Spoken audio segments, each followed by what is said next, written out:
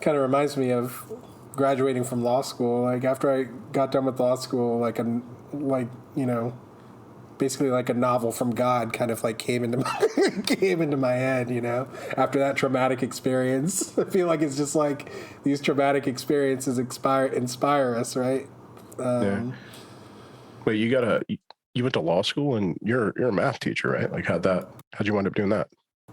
I was a math teacher for 5 years, and then I went to law school for 3 years, and then I went back to teaching math after that. No. Okay. Not a fan of the law, or yes? Wow. So many things happened, man. What, like, how to even explain? Racism, of course, is a big part of it. I was the only black kid in an 80-person double section for some of my classes. I went to a pre-law program for,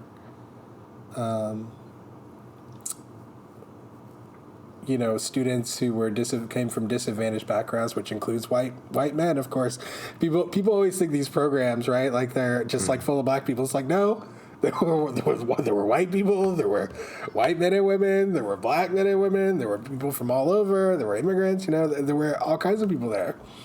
But yeah, then there was also a 2-week program that they put in for minority students at the law school that I went to in New York.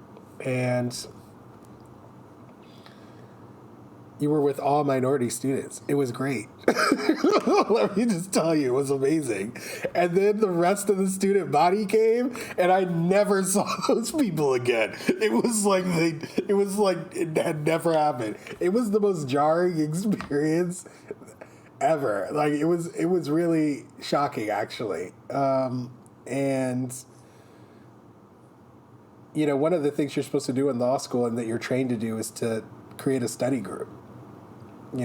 And so after that happened, I was like, okay, well, now this is awkward, like I'm going to have to create my study group here. But anyways, yeah, man, it was just a lot of stuff.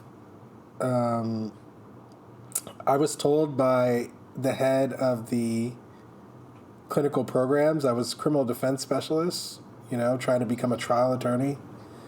And she told me that I needed to be more submissive to her. Word. Isn't that weird? God damn. Yeah. I was also surprised that someone would form those words and say them to me. But she definitely did that. She also criticized the clothes that I wore to the clinic.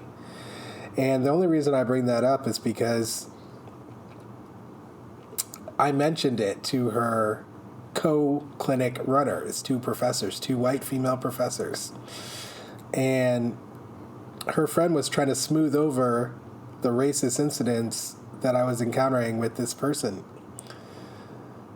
And when I told her that she had criticized my clothing from the clinic, her whole demeanor changed. She was shocked to hear that. Number 1, it was obvious that she was shocked. Number 2, she immediately told me, she switched her way of approach. She said, well, that's all water under the bridge, right? So she started playing defense for her friend after I said that. Before, her tune was that I was just like not doing a good job, that like X, Y, and Z. Like she tried to put it on me, right? And then all of a sudden she was playing defense for her friend. The head of all clinical programs at my law school told me that he was certain that I had experienced racism from this professor. So I think that those experiences had a significant impact on me becoming a lawyer in practice, because I then ended up, applying for a job to become a public defender, getting through a 9-month interview process in which I had an interview with 5 different attorneys with glowing reviews, which is how I got to the end, and met the attorney in charge, who, after about 5 minutes of speaking to me, having not read my resume because I clocked her on that, told me that I was unprepared for the interview. When I was told by 3 people who had been hired by them that this interview was a formality, that if I got that far, I was accepted. So that's the position I found myself in, where I was not another white woman. And that was the position I found. I found out that I lost a potentially $35,000 summer that I could have earned $35,000 working for a big firm for a fellowship. And I didn't get that because 2 white women decided that I was not the right choice. I found that out from the 3rd person who was there to decide, who was a black woman. I ended up meeting her 2 weeks after I got that interview and didn't get it. And she told me, in not so many words, that's what happened. Because she, was trying to be professional, but she made it clear. Yeah. And so... Yeah, so I just ran into a lot of situations, and not to mention I had to work. I signed a contract saying I wouldn't work. I had to work anyway because I needed the money. Yeah. And so I was working during bar exam studies, so I didn't pass the bar. Then the woman in that interview used that ultimately. First, she tried to tell me she'd help me become a paralegal. This is after she told me that I was unprepared for the interview. Then she apologized for that because I forced her to justify that, which she couldn't. And so she apologized. Then she said she'll help me become a paralegal. And I didn't have to say anything then. I just looked at her in disgust. And she was just but you have a law degree and probably didn't come here. I'm in the final round of an interview. If she says yes, I become an attorney with legal aid. And that's what she told me after 9 months. Damn. Yeah. So that's what happened. After that, I was a little bit, it's not like I couldn't have done something right to become a lawyer, but given my entirety of my experience, not to mention what I experienced working in the criminal justice system as a student, working under a student practice order from the 2nd Department, people have no concept of the level of corruption that exists in criminal justice because it's been so normalized.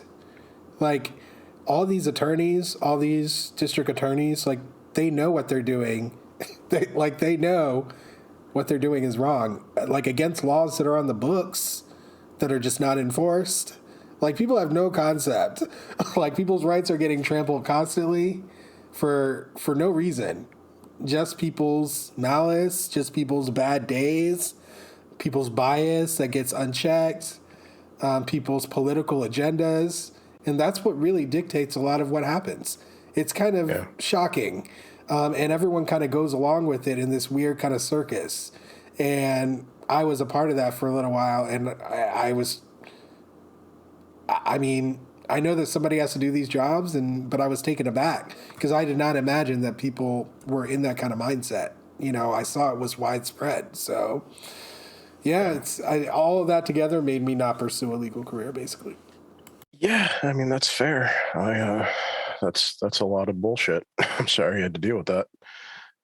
Plus, I didn't have a lot of money, I slept on a bed that was roach infested and living with 3 Dominican grandmothers in Washington Heights, and I was slumming it, bro, trying to do law school.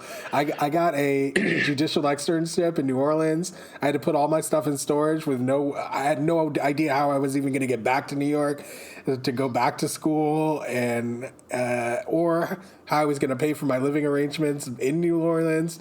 That was the kind of way I was doing law school. I was living hand to mouth, and so yeah, it was a crazy time. I'm glad I did it. I learned a lot about the law and how it operates, which was really my goal anyway. I wasn't really trying to become a lawyer. It wasn't my end goal. So, I guess it makes sense that I didn't end up becoming one. But, yeah, I got the knowledge, and that's really the thing that I wanted. Yeah. Yeah, that's That's rough, man. Thanks for watching.